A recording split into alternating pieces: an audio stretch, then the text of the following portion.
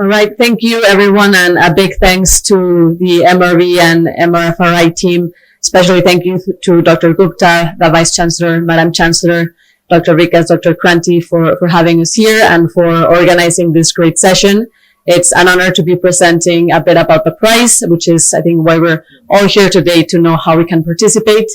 Very quickly about challenge work. So we run challenge prizes to solve some of the world's toughest problems and to bring innovation into fields where there are currently not that many innovations or it's currently underfunded. So we're very excited to be working on the Wellcome Snakebite Innovation Prize. I think there's lots of overlaps with what we do and what everyone is here for. So I think as we have seen, and many of you may know, snakebite is not only a medical problem, but it's also an access, logistics, awareness, and diagnostics issue. And it needs holistic solutions from tech solutions all the way over to community level solutions to really bring about the change that is needed. So the Wellcome Snakebite Innovation Prize was designed to exactly close this gap. As was mentioned before, this is a £6.25 million prize. And it is designed to elevate snakebite as a global health issue, to really raise awareness at a global level, and to be able to demonstrate the power of innovation in tackling the different challenges. So Wellcome is calling for innovations that improve snakebite patient outcomes in high-burden settings by supporting better community responses, improving the quality or expediting the access to appropriate medical care. So as you can see, these solutions fall within the patient's journey, which is what we're calling from the point that someone gets bitten to the point where they're discharged from the hospital. This prize is focused specifically on these 4 areas: first aid, transport and logistics, assessment and diagnostics, and emergency care. It is important to note up front, and we'll go into this in a little while, that it is not focused on antivenom development or other therapeutics. Rather, we expect the bites to happen, and that's why we're designing and looking for solutions that really point towards these other 4 points in the patient journey. So by first aid, we mean immediate, informed, and correct first aid community and health worker responses with improved first aid tools and methods. By transport and logistics, we want solutions that either get bite victims to the appropriate medical care faster or bring that care to them. By assessment and diagnosis, we want to understand the patient's need and the treatment that they need. So this is from identifying whether it was a venomous bite or not, and also to treat the different symptoms that the person is experiencing after the bite. And by emergency care, we need to address the venomous effects on the patient. Some examples include timely pain management and resuscitation, knowledge of the proper antivenom, etc. So as you can see, the solutions can be quite wide-ranging and really point towards different points of the patient's journey.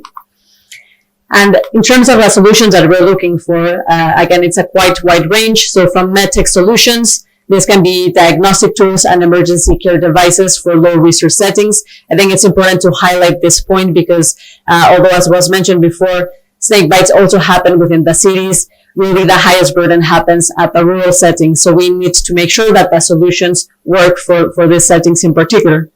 For the logistical solutions, these are rapid transit and data-driven distribution of antivenom and care. So identifying those hotspots where antivenom needs to get to, but also the logistics sides of how you get a person faster to the healthcare facility where they can receive appropriate care. Technological solutions, we are, of course, very welcome to apps, telemedicine, any type of identification or support in the decision-making of the clinicians. Financial models, so one of the biggest burdens is also in terms of the finance and that people struggle to make the payments that they need to receive the antivenom. So what can be some new mechanisms to fund the access to the essential snakebite health services? Healthcare access, so how can we leverage existing infrastructures or help strengthen them to deliver sustainable local care? I think one of the important things is that maybe in India, the most relevant health level is at the district level. So how can we make sure that solutions are aligned with the district level? And also social. So we need to be able to embed the healthcare education in high trust non-medical spaces, whether it's involving people that maybe are already treating victims, seeing how we can involve traditional healers to make sure that they point people towards the right direction in terms of the care that they need. There are some solutions that are out of scope for the prize. As I mentioned previously, drug, antivenom, or any type of therapeutics are out of scope. These are critically important, but we want to focus on how we get people to receive those therapeutics when they need it the most. Primary prevention is out of the scope for this prize, as well as basic research or data collection, and also long-term recovery, rehabilitation, and mental health. It's important to note that these last 3 points, from primary prevention up towards mental health, can be part of a solution, but they must not be the sole focus of the solution.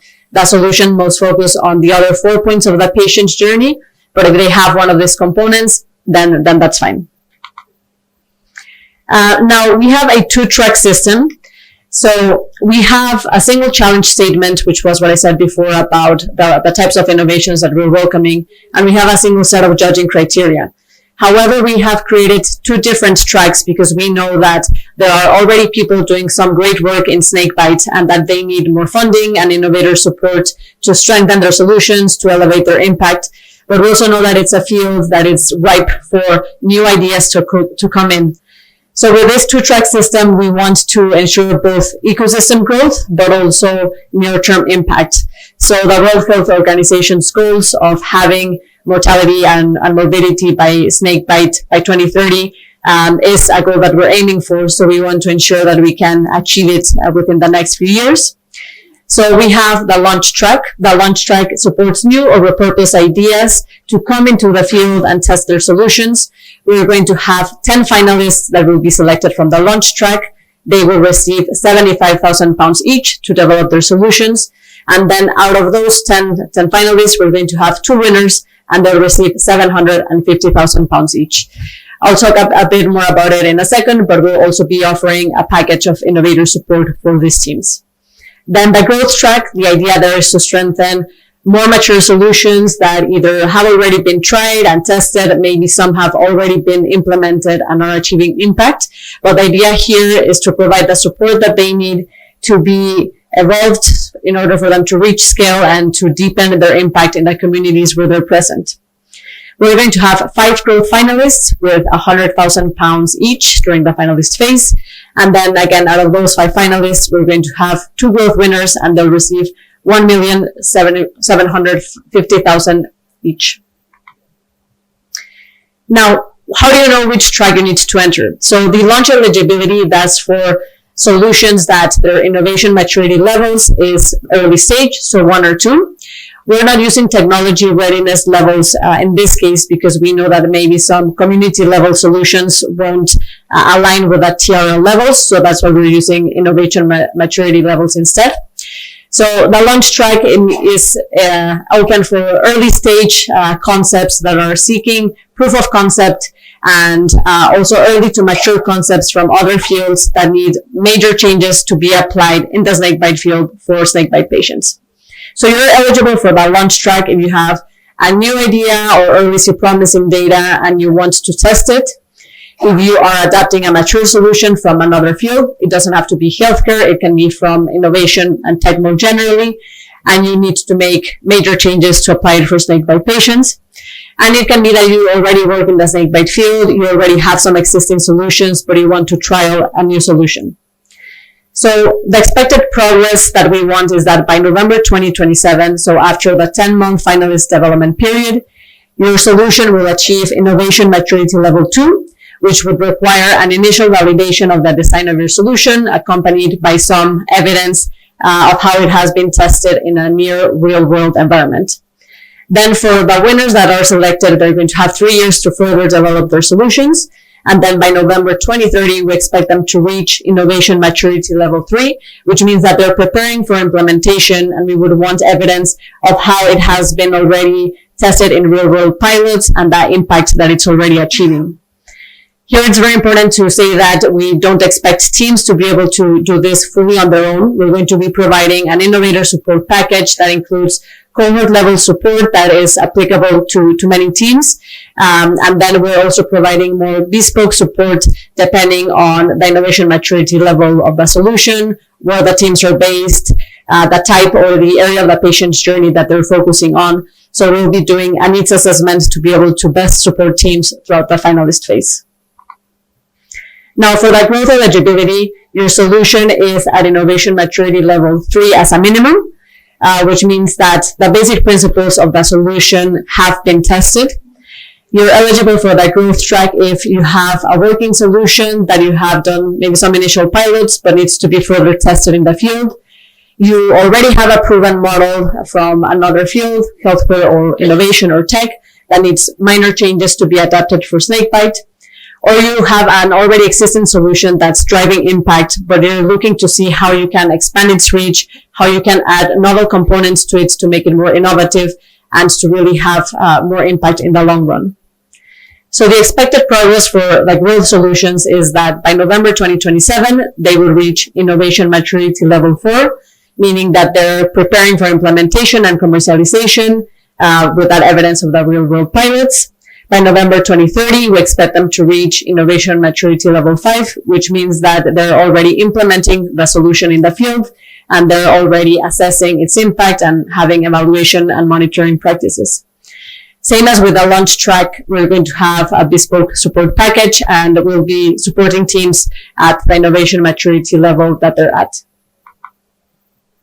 So here's a bit more detail around the innovation maturity levels. You can find more information about this on our website. In the next few slides, we'll be talking about the website and the innovator handbook, but here you're going to have a full understanding of what we mean by each level and how we expect that progress to look like. Now, I think a very important question that maybe many of you have is who is eligible for the prize and how will these solutions be judged? So for the eligibility criteria, just to start off by saying that individuals cannot enter the prize. They have to enter as part of an organization. So in terms of the organizations, this is fully open. It can be NGOs, universities, startups of all sizes. If you are maybe new to the field and you're forming a new team, you don't need to enter under a specific organization. You can also enter under a host organization. And they need to sign a letter saying that they're aware of your proposal and that they would be able to receive the funds. This is because we need to be able to contract legally with an organization and transfer the funds in British pounds. Collaboration, I think we really want to see different groups of teams coming together and leveraging different expertise. So we encourage teams to come together. It can be any combination of the above. So two NGOs coming together, two startups, a startup and a university. And then once you have created your consortium, then you can nominate a lead organization and then a lead applicant within that organization. Teams can submit multiple entries, but there is only one lead applicant per entry. And just for conflicts of interest, anyone from the Nesta Group, the Wellcome Trust, or the judging panel who was recently announced, they can't join the competition. In terms of geographic scope, solutions must be targeted in hybrid and regions. When you go on our prize website, you're going to see a list of all the eligible countries that can participate. If you have any questions, please let us know. And all the entries must be in English. It's important to say that entries won't be judged in terms of the writing quality or the English quality. If you need to use some translation devices, that's perfectly fine. Just that all entries need to be in English, as the rest of the prize will be conducted in English. So the webinars, the snake hacks, but also the support during the finalist development phase. In terms of the assessment and judging process, all proposals will be judged by a group of technical assessors once they pass those eligibility checks. These are going to be assessors from around the world that will be able to comment on the different points of the judging criteria. They will shortlist about 50 of the proposals, which will then go on to the judging panel. The judging panel is made up of a group of international experts that have expertise in snakebite, but also other areas like global health, medtech, innovation, scaling, and they'll be able to judge the different components of the proposals. The judges will take into account a portfolio approach. So the solutions, we don't want them all to come from the same country or to focus on the same area of the patient's journey. So they'll be looking at the variety of solutions as they come in to create this portfolio of finalists. Now, for the judging criteria, we have 6 criteria. The first one is impact. We want to make sure that all the solutions that are being proposed can have this measurable improvement in snakebite patient outcomes, and have a potential reach and scale in the long run. The second is innovation and contribution. So this prize really wants to drive ecosystem growth. So we want to make sure that solutions advance the field beyond the current practices. The third is implementation and sustainability. So solutions need to have a clear pathway in terms of how they're going to be implemented in their selected area. They need to also talk about the partnerships that they'll need and how they're going to be financially viable in the long run. Understanding of the end user, it's critical that all the proposals are either co-designed or informed by people that are going to benefit from the solutions. This can be the snakebite victims themselves, but also the clinicians, frontline health workers, etc. Team capacity and delivery. So the team needs to have the expertise, the partnerships, and also a realistic plan to successfully deliver the solution. And finally, safety and ethics. So solutions must demonstrate a strong commitment to safe, ethical, and responsible implementation. Now, you'll see that we have different percentages for the launch and the growth track. This is because we expect them to submit different levels of evidence when they are uploading their proposals. So for innovation and contribution, for example, for the launch track, since we really want to drive innovation in the field, that's why this one has a higher percentage for the launch track. Whereas for impact, it's more important for the growth track, given that they have already worked in the field or are already demonstrating the impact of the solutions in other settings.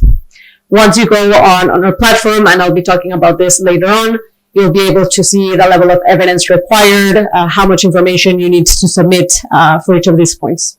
So I'll leave it here for now, and I think later we come back to this. Right? Thank you. To stay informed about the startup ecosystem, subscribe to MyStartup TV.